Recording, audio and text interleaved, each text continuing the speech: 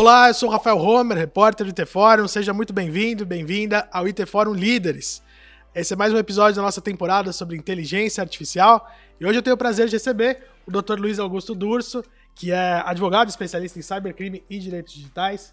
A gente vai conversar um pouco sobre o cenário de regulamentação de inteligência artificial e os desafios desse cenário para as empresas. Doutor, seja muito bem-vindo, obrigado por estar aqui com a gente. Que são muitos desafios, obrigado, prazer estar aqui, falar sobre esse importante tema e nesse canal importantíssimo que é o Interforum, que fala diretamente com esse público que realmente está engajado e se preocupa com a inovação e com a tecnologia. Então, só posso agradecer e dizer que é um prazer estar aqui. Bacana. Doutor, a gente está conversando aqui no finalzinho de julho, acho que é legal a gente começar por uma decisão que aconteceu esse mês, no começo de julho, envolvendo a NPD e a Meta, né, a empresa detentora do Facebook, do Instagram, do WhatsApp, que foi a decisão da NPD de que a Meta suspendesse a coleta de dados de usuários brasileiros para treinamento de inteligência artificial. Isso aconteceu no Brasil, teve até depois não necessariamente uma retaliação, mas o Brasil acabou não recebendo um novo produto da Meta, que recentemente foi lançado em outros países latino-americanos. Então, esse é um tema que está bastante quente ainda, né? Eu queria que você comentasse um pouco sobre essa questão, né? Na sua perspectiva, que tipo de sinal isso traz para empresas que estão explorando o uso de inteligência artificial aqui no Brasil? É muito interessante o que aconteceu no Brasil com relação à entrada em vigor da LGPD, o início das atividades da NPD e depois como ela se tornou cada vez mais esquecida. Porque quando a LGPD entrou em vigor, tinha uma obrigação das empresas de imediatamente estar adequadas à LGPD. E um temor, porque a maioria, quase todas as empresas, tratam dados e as multas na LGPD eram muito elevadas, a lei ela é muito detalhada, é uma lei muito boa, inclusive, e criou um órgão fiscalizador. Então, a pressão criada realmente, até pela divulgação na imprensa, etc., foi muito, muito grande. Acontece que, na prática, quando a NPD começou a trabalhar, parecia que as coisas não estavam sendo aplicadas como se esperava. E aí o empresário começou a relaxar, literalmente. Falar, daqui a pouco eu vejo isso e tal.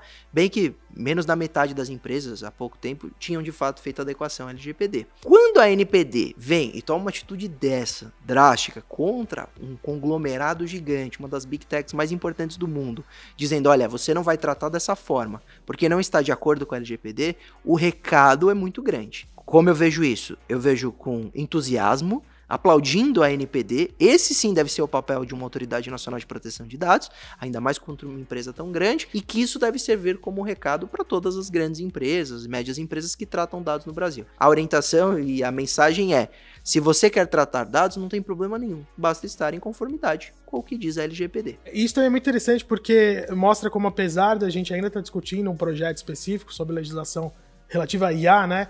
Existem outras leis aqui no Brasil que já podem ser aplicadas, enfim, tratamento de dados e qualquer tipo de projeto que envolva IA, né? Em relação à empresa, qual o cuidado que ela tem que tomar? Além de, claro, respeitar a LGPD. Algumas leis, né, já impactam efetivamente o uso da IA. São várias, né? São vários os impactos. Desde a lei do consumidor, que é de 1990, fez 30 anos, mais de 30 anos, até a LGPD. Então são várias, Marco Civil da Internet, são várias as leis que vão impactar. O empreendedor, ele tem que usar IA, né? Se ele está antenado, ele tem formas de usar com eficiência a IA. Só que a IA ela pode ser super transparente, saudável, útil, ou ela pode ser, às vezes, um pouco rigorosa demais, ela pode ter... Porque como que a IA aprende? Com um tratamento de dados. Como que a IA evolui? Com interação com o seu usuário, com o seu consumidor, com o humano. E a IA, nós sabemos, ela tem a parte que ela alucina quando ela não tem uma resposta. Ela tem uma parte que ela se torna ofensiva se ela tem machine learning, é uma IA generativa. Ela precisa de cuidado e controle. Então, a cautela que o empreendedor, a meu ver, tem que ter é disponibilizar a IA com supervisão. Eu tenho desde clientes que querem aplicar IA para produção de conteúdo numa redação de um jornal, até uma IA que vai ficar na ponta atendendo o consumidor com chatbot de maneira super específica. Para todas as funções, ela gera eventuais riscos, que ela pode cometer um crime contra o seu consumidor, ela pode xingar seu consumidor, ela pode entregar errado, ela pode preencher de maneira equivocada determinar formulário se ela precisa trazer algum tipo de feedback, de resposta. Então tem que ter muita cautela. Eu acho que do mesmo jeito que ela entrega mais eficiência, ela entrega um novo mundo para o empreendedor, o que tem que ser utilizado, ela entrega riscos super novos. Ainda não há muita previsão legal, não há nenhuma legislação federal aprovada. Mas, para ter segurança jurídica, a recomendação é use a IA dentro dos limites legais com consultoria jurídica e com cautela. Ela pode ser utilizada. O que eu vejo sobre a adesão da NPD é que a Meta, ela tenta tratar esses dados para treinar a sua IA a todo custo. Quase como incluindo em previsões que a LGPD nem está criada para isso. Por isso que a NPD reagiu e proibiu o treinamento da SA da Meta por tratamento de dados dos usuários brasileiros que aceitaram um termo de uso como um contrato de adesão e talvez não seja a forma mais justa. Sim. Você já bateu num aspecto que eu quero tratar um pouquinho mais pra frente, que é a questão de crimes de IA, mas antes eu queria voltar para a questão da legislação específica de IA, né? O PL 2338, que está em discussão agora no Senado, ainda não foi finalizado, né? A gente tem ainda uma discussão ativa sobre como exatamente vai ser a formatação dessa legislação, né? Mas já é uma preocupação entre algumas partes da indústria, algumas empresas, de que a legislação que é inspirada no AI Act da União Europeia possa ser um pouco restritiva no que diz respeito à inovação através da IA, né? O AI Act ele tem diferentes categorias para classificar o tipo de uso da IA, e no caso de IAs muito críticas, que lidam com dados de saúde, por exemplo, a legislação é bastante restrita, né? Queria ouvir sua perspectiva dessa discussão, da forma que ele está se configurando hoje. Como você acha que vai se desenrolar esse processo? Há pouco tempo eu estava num debate sobre a legislação da IA e se ela deveria se inspirar na AI Act, trazendo a experiência europeia, ou se ela deveria se inspirar nas leis americanas, norte-americanas. E foi engraçado, porque era uma lei de era uma mesa de advogados e a gente não chegou a uma conclusão entre nós. Eu defendo a inspiração vinda da União Europeia, da AI Act, mesmo sendo mais específica e mesmo sendo mais burocrática, mas ela é mais protetiva, ela tutela melhor o usuário final e os dados, né? E o agente de tratamento de dados e o titular de dados. E por que eu prefiro a gente se espelhar entre Ásia e Estados Unidos na União Europeia?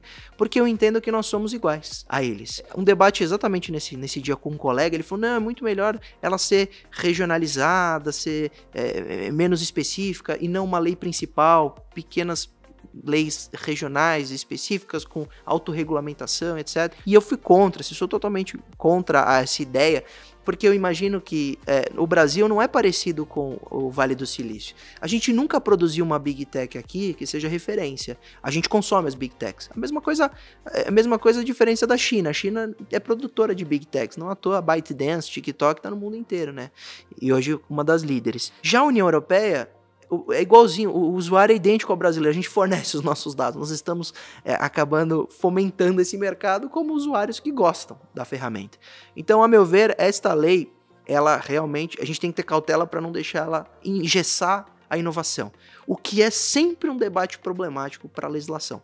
Ela vai engessar ou não vai?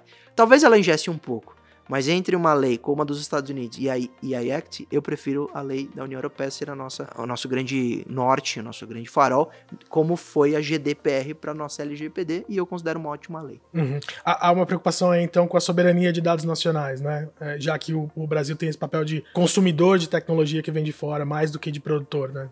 Você acabou de dizer, né? No começo do programa, você falou, e por a gente ter dado essa punição pela NPD, a Meta veio e pode ser que tenha dado essa punição pela liberação, não liberação dos updates que para os outros países eles liberaram. Talvez a gente sofra esse tipo de retaliação, mas é engraçado, porque talvez no Brasil eles queiram sempre ameaçar dessa forma. Não vai ter, a gente vai tirar a empresa. O Elon Musk, quando falou de ele ter que cumprir decisões judiciais, imediatamente a resposta foi, então eu vou tirar o X do Brasil. Mas na União Europeia, que eles são até mais rigorosos que a gente, eles nunca, mesmo diante das ameaças, tomaram alguma atitude rigorosa. Sempre cederam, porque sabem que aquele mercado é muito importante. Como sabem que o brasileiro é um dos povos que mais engaja, mais interage, mais utiliza as redes sociais. Então, se a gente tem esse papel de crescermos as ferramentas pela grande quantidade de usuários e pela forma que a gente utiliza, a gente tem que ter na contramão uma forma de negociar. Nós também somos poderosos, mesmo sendo apenas usuários. Por isso que eu acho que sim, eu acho que a gente tem que ser mais rigoroso em questão de soberania dos usuários que aqui estão.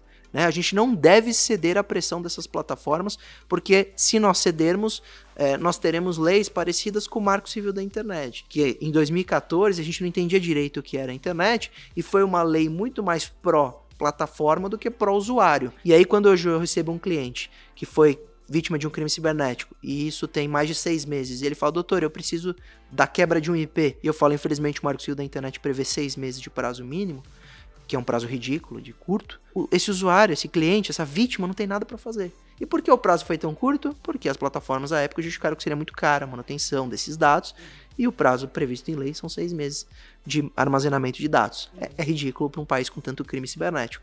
Então, eu não quero que o que aconteceu em 2014 com o Marco Civil da Internet se repita com a lei de inteligência artificial. Pegando carona nisso que você acabou de falar, doutor, existe aí um descompasso entre legislação e inovação tecnológica, o ritmo, né, da inovação. E acho que isso é particularmente verdade com a inteligência artificial, que está causando mudanças em toda a indústria, né?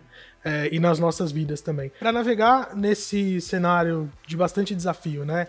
Para o gestor de TI, para o profissional de tecnologia, que é o nosso público aqui, qual que é a recomendação aí? Ele tem que acompanhar isso, porque agora a gente já deu a orientação de como utilizar com segurança jurídica com o que tem hoje em vigor. Com relação à lei, nós, especialistas, nós estamos cobrando uma lei muito mais principiológica. A gente não quer uma lei taxativa, porque se você escreve lá deepfake, amanhã não existe mais esse termo e ficou para trás essa lei. Então ela tem que ser uma lei cheia de princípios, cheia de possibilidades de mudança, etc.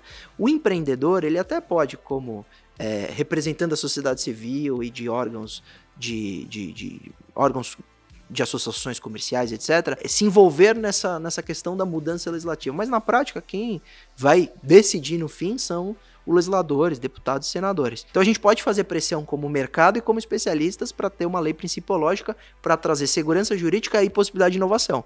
Mas esse debate, meu amigo, vai chegar num ponto em que ou não teremos lei, ou teremos uma lei ok para a época. A gente nunca vai ter a lei perfeita. Nunca vai ter a lei ideal. No mundo inteiro não existe essa lei. Porque as coisas mudam, e a IA muda muito mais rápido. Então o empreendedor hoje, ele tem que trabalhar com alguma previsibilidade, mas com bastante segurança jurídica, porque se ele, por exemplo, né, e no Brasil a gente tem ainda uma proteção que é o princípio da legalidade. Então o que o empreendedor tem que ter na cabeça dele? O que não é proibido é permitido até então. Então se ele acompanhar pelo seu jurídico as leis e fizer, é que ele não pode fazer, por exemplo, como isso pode ser arriscado de que forma? Ele faz um investimento muito grande em um setor, um segmento, ou uma inovação, e isso depois é proibido. Isso seria muito ruim. Por isso que ele tem que ter um pouco de previsibilidade. Mas na prática, hoje nós temos PLs mais avançados como esse que citou, que dá para ter uma ideia já do texto legal, como deve ser aprovado no Brasil, se for aprovado. Então, qual seria a minha recomendação? Acompanhar esses debates legislativos, mesmo sendo muito chato para empreendedor, empresário, porque ali estão os destinos da nação, quando a gente fala de inteligência artificial, porque a lei é o que vai definir o que pode e o que não pode. E agora eu queria voltar, acho que já caminhando para o fim da nossa conversa aqui, mas voltar para um tema que você bateu durante uma das suas falas,